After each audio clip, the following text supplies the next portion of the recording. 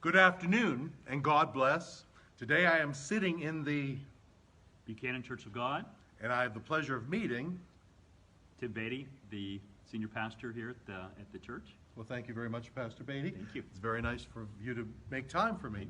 Now, what is the address of the Buchanon Church of God? The address of the church is 836 Buchanan Road, and that's in White, PA, right on the crossroads. If anybody's familiar with Brown's Country Store, used to be catty-cornered from us, and some may remember that, or some may know of that. We sit right catty-cornered from that. The store is no longer open, but we are still open. So I'm glad to hear that.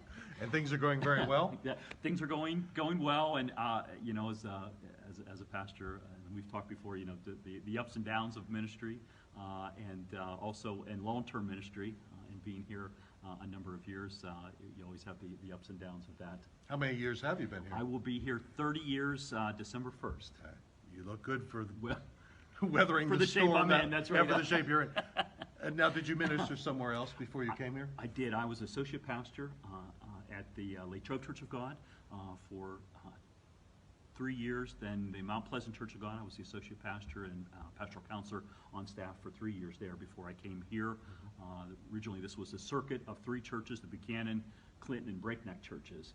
And after serving here for all 3 churches for 2 years, the Buchanan Church was fortunate enough to be able to grow and continue to grow, and we broke off from the circuit and kind of launched from there. The Clinton and the Breakneck Church, are they still operational? Still operational. Oh, that's good. I'm yes, glad to hear that. Still operational and still doing well. They just got a new pastor here just maybe a year or so ago, 2 years at the most. Well, if he's listening, I'd like to interview him too. What are the times of your services? Times of service: 9 a.m. is our worship service, Yeah. and then followed by Sunday school at 10 a.m.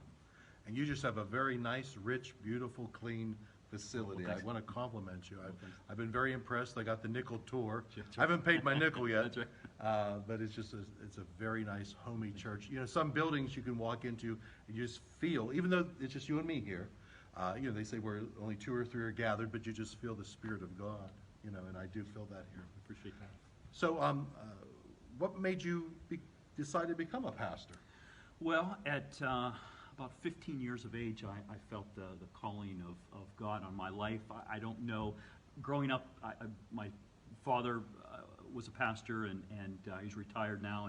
And growing up in the pastor's home, certainly was, you know, exposed to not only that life, but, you know, peek behind the curtain, I guess, a little bit, and those kind of things. And sometimes that's good and bad, but the Lord still can certainly was placing a calling on my life. I wasn't necessarily exactly sure what the Lord was calling, was pastoral ministry or something else. But as time went on, at 15, I was still kind of, you know, wading through that. But I feel that initial calling, and then as the Lord continued to speak and open and close doors for me, Right. That's really where. But isn't that interesting how some pastors' children gravitate toward the ministry, and some are just they can't get away from it fast enough.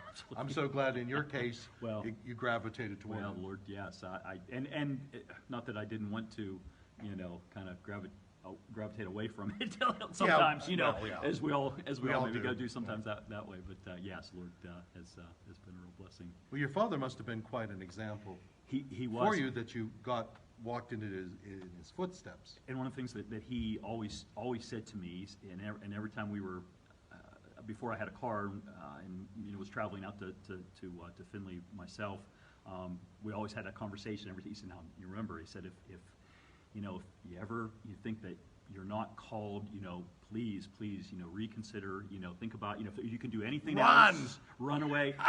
Run as fast as you can. One of the things he always said is, if you could do anything else and have peace, he said, then do that. And I thought that was an excellent, you know, and I tried. I'll be honest with you. I tried to kind of make my way into the counseling world, and while the door opened, it quickly shut, and so that was I see now that the Lord was you know, shutting those doors to the counseling world, you know, for me on a professional, you know, basis, and opening the doors to pastoral counseling, and those. I was still able to do that, but just in the way that the Lord wanted me to do it.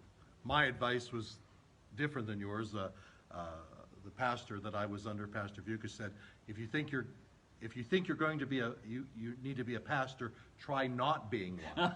And if you can successfully try not being one, then you weren't meant to be one. That's right. But if you keep getting, that door keeps opening and other doors keep shutting and you keep getting that call, that push, well then you might as well just give up and give in. Give in, that's right. That's great. Right. That's great. Now you're a family man? Family man, married October 15th, it was 29 years. Congratulations. Thank you very much. Sharon and I have been married 29 years, have a daughter. She turned 24 in August. So she's doing her thing, doing some work here at the church. She's actually our communications coordinator. She's getting ready to start graduate school here in a couple months. And, oh, that's exciting. So, Good for exciting her. That's awesome.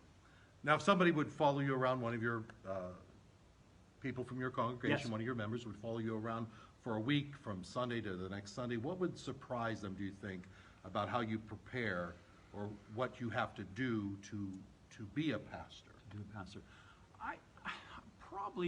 I'd say one of, especially in rural ministry, I think one of the things that is surprising, I think sometimes to people, is the things that you just take care of. Right. Like, while, I've had people, do things in the office at times, taking care of the bulletin, cleaning up the floor when it needs to. Something happens in the bathroom, and you got to, you take care of that. There's maintenance things as a pastor that you do. There are, all kinds of duties besides your pastoral, duties and things that way, and visitation and getting ready for sermons and, all those kind of things. But I think in rural ministry, there's just a lot of things that go with that I think sometimes people are surprised. Right. Getting up in the attic and getting things down for the next event, and just all those kind of those kind of things. Well, it's hard to walk under a burnout light bulb. Yes. And call, hey, could you change Could this you light come bulb? and do No, this? I Yes. guess I'm not above changing a Yes. light bulb. But Yeah. I grew up in that. My parents were the same way and even though we served really, besides the Kecksburg church, the churches we served were always in town, but there were still things to do, and we did, and of course, as a preacher's kid, when there was water in the basement in Franklin, Dad get us up in the middle of the night, and we helped to get, but that was all learned. That's a for me, I see that as part of the ministry. I don't see that as, oh gosh, that's somebody else's job to take care of. And a lot of times people do take care of that, but as a pastor, I think when you're alongside of people and doing that, I think that also shows that hey, there's a lot of duties to the pastorate. Oh yeah, the buck stops here. Yes, that's right. As they say. What do you think the challenges are in? You have such a quaint little quiet place here, and it's a very large church, but it's very quaint, very quiet. But what do you think? Do you feel the challenges that inner city churches feel, or things, or there are a different set of challenges here? I think I'm sure there's probably similar challenges that a city church would have in some regard. But I think one of the challenges of this ministry, especially, is there are cultural things that you have to learn. I don't. We lived in the country before. I was small. I didn't really. My grandparents lived in the country, and so I knew a little bit of about some of the cultural things but when I moved here, there were things that I learned. I learned how to butcher. I learned how to bale hay. I learned how all those kind of things that I helped work on a race car.